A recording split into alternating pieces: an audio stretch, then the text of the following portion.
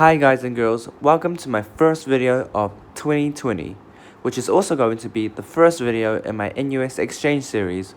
Let's go! And don't forget to like, comment and subscribe if you haven't already. So, on New Year's Day, I flew from tiny New Zealand all the way to Singapore. But before we take a look at what my first week at NUS was like as an exchange student, let's see some of the fun things I got up to in Singapore. Cue the montage in 3, 2, 1.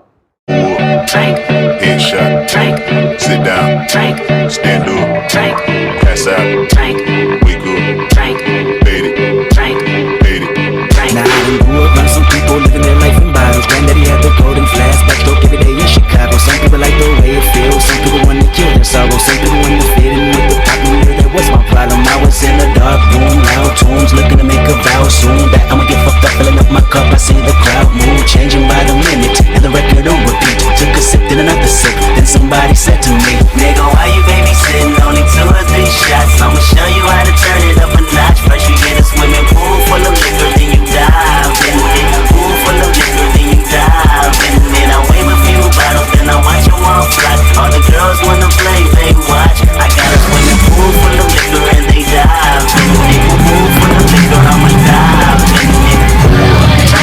Headshot, sit down, stand up, pass out, fade it, fade it, headshot, sit down, stand up, pass out, fade it. Okay, now open your mind up and listen to Kendrick. I'm in your conscience and you might get me then you open Kendrick. So that was just a short montage of all the fun stuff I've been up to while here in Singapore. I'm in my dorm at the moment, but don't look too close. I'm gonna do another video on what my dorm looks like and my room, so stay tuned for that. Anyways, first I'd like to sincerely apologize for not making any videos in January, but it's for a good reason. It's been a hectic month trying to adjust to life here in Singapore and meeting so many new people. It takes time to edit and film videos, so I've been just trying to enjoy the moment and not film as much. But January was a trial month, so February is where it's at. I'm making big moves. I learned how to do my laundry, I have my next videos planned, and that's all, period. If you really don't want to miss out on the content that I'm creating here in Singapore, you can follow me on my Instagram over here and my TikTok over there, where I occasionally, dance sometimes. Okay, so getting on to this video, I really wanted to walk you guys through my first weeks at NUS as an exchange student and offer some helpful tips along the way for those of you who might think of coming here at NUS for an exchange and want to know what it's like from moving in up until when class starts. Because I've seen a fair share of NUS videos on YouTube and I haven't seen anyone really talk about what you get up to as an exchange student before the semester actually begins, so what you do from when you move in to when class starts and during the semester. I'm going to go through all of that. I've written down the dates chronologically from when I moved in, and then I'll talk you guys through essentially what I did those days and what sort of events were held.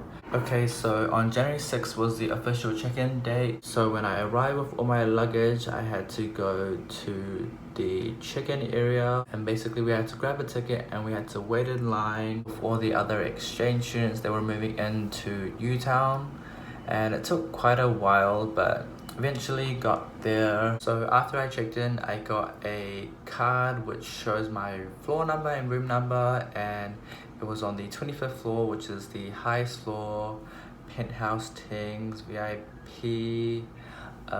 And then I basically moved in all my stuff, and at this point none of my roommates were moved in yet. The rooms are basically unfurnished, so the first thing I did was I went to IKEA to buy some pillows, bed sheets, just the essential stuff because I didn't bring anything over. Honestly, even though there's all this hype around IKEA with the furniture and stuff, I personally wouldn't recommend their bedding, especially the cheapest ones, which is what I got. After I came back from IKEA, I met my roommates who are all from Australia.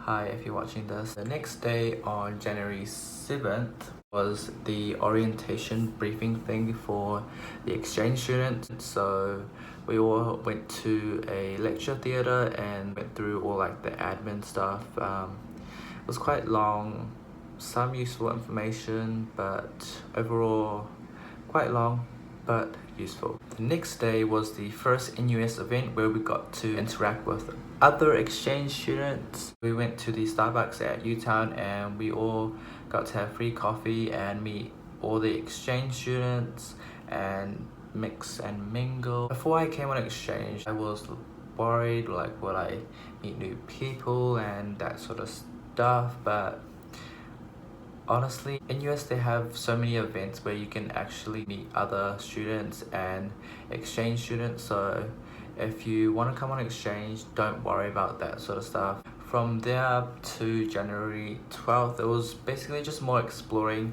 Singapore as you saw in the montage earlier, and just hanging out with the other exchange students and adjusting to life in Singapore. January 13th, which is the first day of the semester. So yeah, classes began. I'll just talk about what it's like getting to class and what classes I actually like. On January 13th, which was a Monday, I had my digital storytelling class. For those of you who don't know, NUS is actually a huge campus and they have their own internal bus service which is free for students, and basically everyone that gets on it, they don't check. As you can see, it's really busy. So every time the bus comes, it's always full and packed, and when you're on the bus, trying to find a seat is basically impossible. Say if I want to get to my class early at 12 o'clock, I probably have to get to the bus stop around 11:30 or even 11:40, around then. For my courses, which they call modules here, I'm doing 3. So one of them is digital storytelling, another one is a movie film paper, and then the last one is a design course. So I'll talk a little bit about the classrooms. So for my modules, they're quite small rooms. They remind me of tutorial rooms in UOA, which I prefer because it's more intimate, close, you know, you can ask questions, you don't feel like you have all these people in a lecture staring at you and watching you. So for my lectures, they're 2 hours, and the thing is they don't go exactly 2 hours, they usually finish half an hour early. So for example, if you had a 2-hour lecture, it would probably be only an hour and a half. It really depends on your module and your lecture if they want you to finish early. Also, because it's really hot here, all the classes and rooms are super cold, so what I do is I put a jacket in my bag because sometimes it'd be freezing. And all the chairs in the rooms have wheels on them, which is pretty cool. And they've got that table thing that folds out like on the airplane to put your laptop on. Now I'll just talk more about my modules. So before I came on exchange, one of my fears was that the classes would be too hard, everyone would be like way smarter than me. In my courses, for example, my media paper, which is basically analyzing movies, and we get to create a film. It's similar to what I've done back home at UOA, my digital storytelling class. I thought we would have to already know sort of the basics of editing and, you know, using Adobe software, but everyone else in my module is in the same boat. They've never done design before, they've never done videography or photography, and they walk you through everything from editing and how to use a camera. And I find that really cool because back at UOA, we don't really have courses like that where they teach you practical skills. It's more, I would say, theory-based and less group work-based, and I kind of prefer it here. And especially for my degree, it's really useful to learn these practical skills. So I'll definitely recommend, if you do communications like me, to go on exchange if the courses offered at your university aren't as practical. But yeah, that's just a quick summary of what classes here are like at NUS, especially from my point of view. If you have any questions, just comment down below and I'll try my best to answer them, or might make another video answering those questions. Thank you guys for watching this video. If you enjoyed, comment down below, give me a big thumbs up, click the subscribe button if you haven't already. I'm just on my way to get some food before I head to my first class of the day. This is the hallway of where I live, and yeah, peace.